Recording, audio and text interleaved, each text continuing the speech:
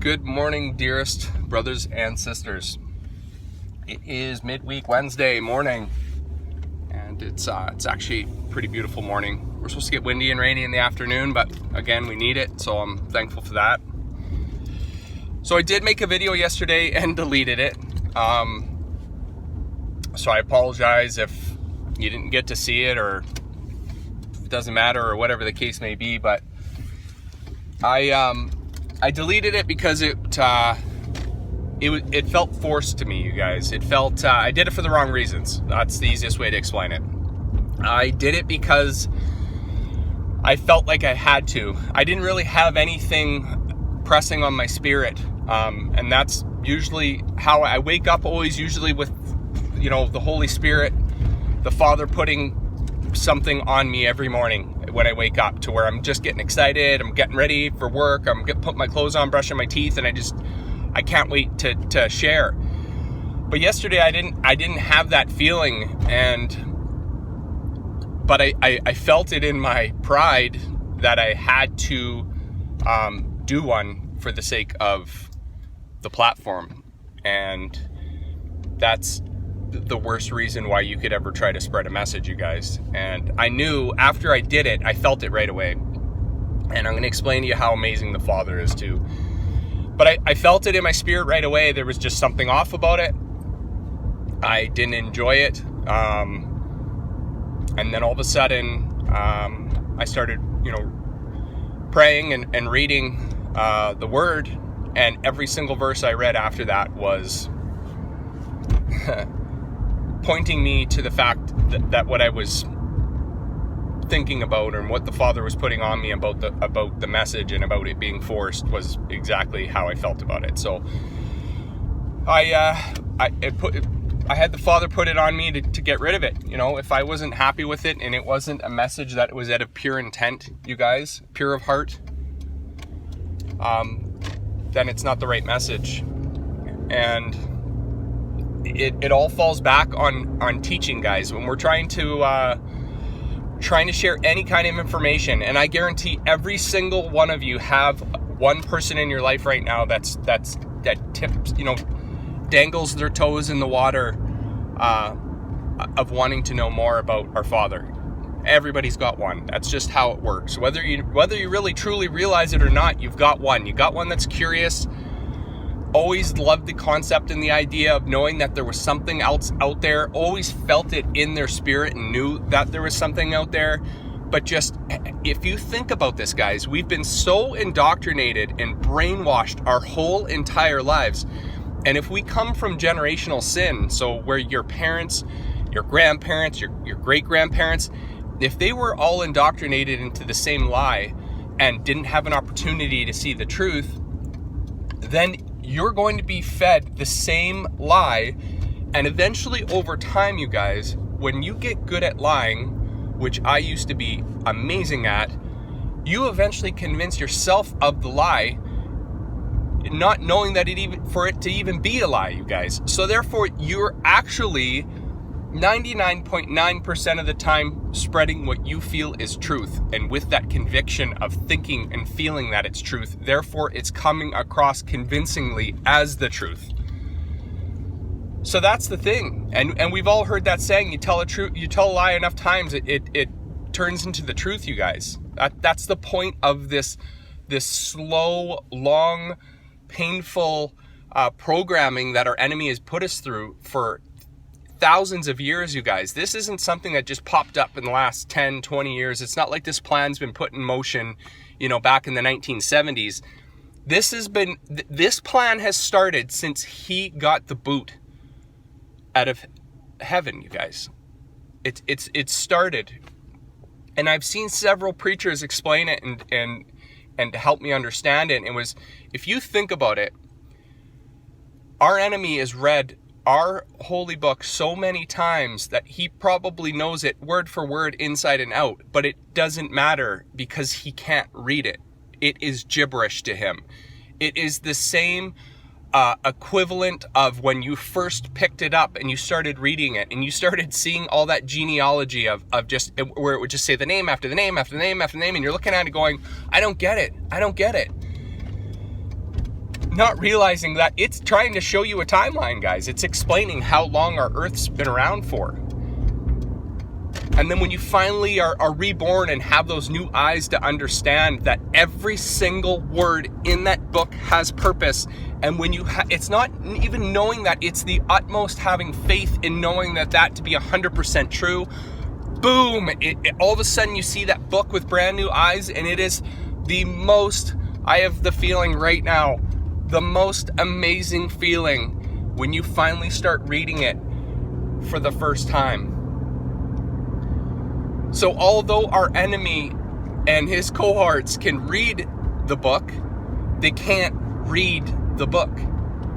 And our Savior dying on the cross is a true testament to that, because if he understood the implications and could understand prophecy, that never would have happened. So it's amazing how all of these little amazing breadcrumbs just lead to this amazing picture, you guys, and that's us living the greatest story ever told. You've heard the saying, truth is stranger than fiction. Well, where do you think every fictional story comes from? The truth. And the same with even the other side, when it tries to, slowly indoctrinate us and get us prepared for what's to come. You'll see a flood of movies before, if you notice that, you guys. What a coincidence that is. You'll see a flood of specific types of movies, or genres, I guess as they would call them, that would come out at once. And that's really, right there, if you have eyes to see, will show you, okay, this is kind of what they're preparing the next generation for. But now that our timeline has sped up, the enemy knows that his time is short, you guys. So he's rolling out his final play here. And so therefore, you can see, and again, it goes back to our Savior talking about the birth pains and how we can tell because of the frequency and the severity of it. It is anybody, even people that are not necessarily walking in faith right now, can see that things are progressing quickly, and they understand there's something going on. They just don't know what it is. They haven't grabbed onto it yet. But the beautiful part is we've all been built with the feeling, that discernment of understanding that there is more. Regardless of whether they want to admit it or not, I would say probably a high majority of them that don't want to acknowledge it are scared of the unknown. They love their bubble. I have some family members that just have thoroughly embraced their bubble. They've decorated it. They've made it all nice and pretty. They've made it so where they can't even see a little bit outside of that bubble because it's so comfortable. I despise that bubble, you guys. And I encourage you to do the same. And so it's one of those things to try to show a new fellow brother or sister that comfort of what they thought was comfort is actually the pain that they've chosen to just sit in and stew, because it's all they know. It's the same as pain, you guys. Pain doesn't hurt when you're going through it. It's the thought of the pain before it happens is what's really the worst traumatic part of it.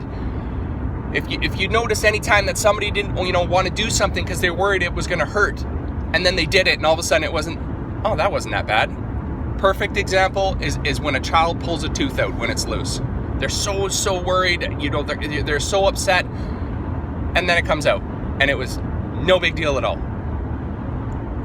So we've got to encourage our fellow brothers and sisters and gently lead them by that hand, bring them to that knocking door, take them outside of their comfort bubble so that they can start to see things with new eyes, brothers and sisters. So I uploaded a movie.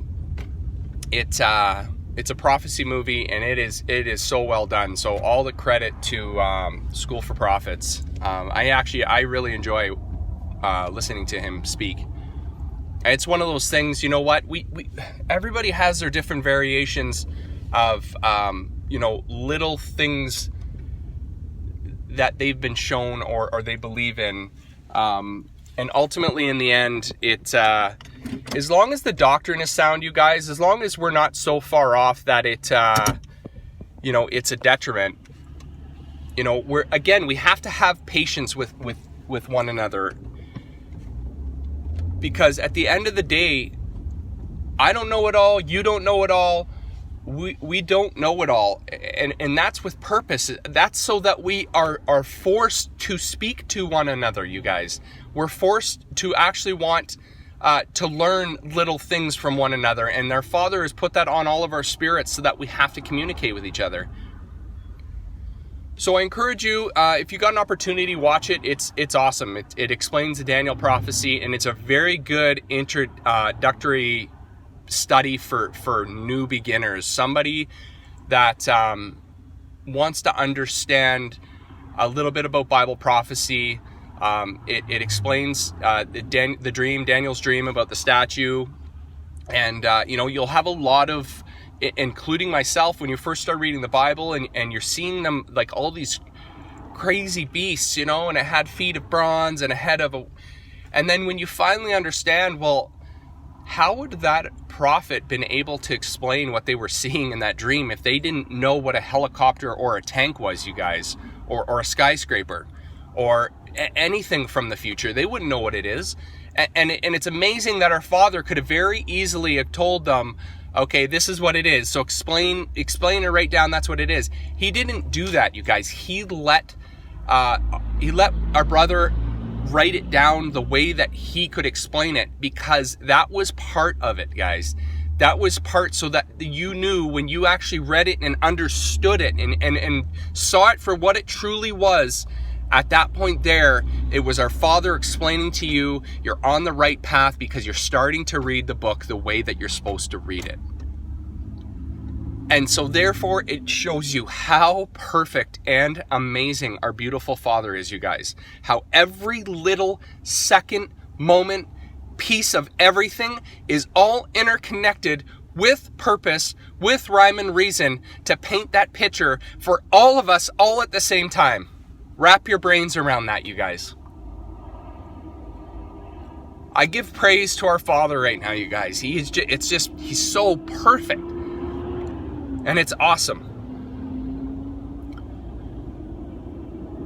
So I'm very thankful. I'm very thankful today. Yesterday, I felt drab. I felt under, you get those days, you guys, where you feel like you're being, something's after you, I guess, is the easiest way to explain it. And today I feel phenomenal. I feel great. I feel the Spirit with me today here. And it's not that, I didn't feel him yesterday. It's just, we have good days and we have bad days, you guys. But what we have to understand is that our bad days are gifts, because it gives us an opportunity to persevere. And we love and honor our Father so much, and respect him so much, that we owe it to him to show him, these are the tools that he's given us for us to conquer these hard times. And there's nothing more, I guarantee you, than him sitting up there watching us. And when he gives us a challenge, or lets us to be tempted or challenged, and then we conquer that, I just see him sitting there. They're just a big, huge smile that a father would have when they've watched their child conquer something that they've been struggling with. So if you've got an opportunity, watch the last video I posted from Babylon to America. It's a great one to introduce to new brothers and sisters, you guys. So if you feel it in your spirit to share it, do it, because this is a good one. It's very well produced. It's it goes along very well. There's no lulls in it. And again, all credit to the gentleman that produced it. And I just pray that you have a blessed day today, you guys. I love you all dearly. I appreciate every second you have an opportunity to commune with me. I pray you get something out of this today, you guys.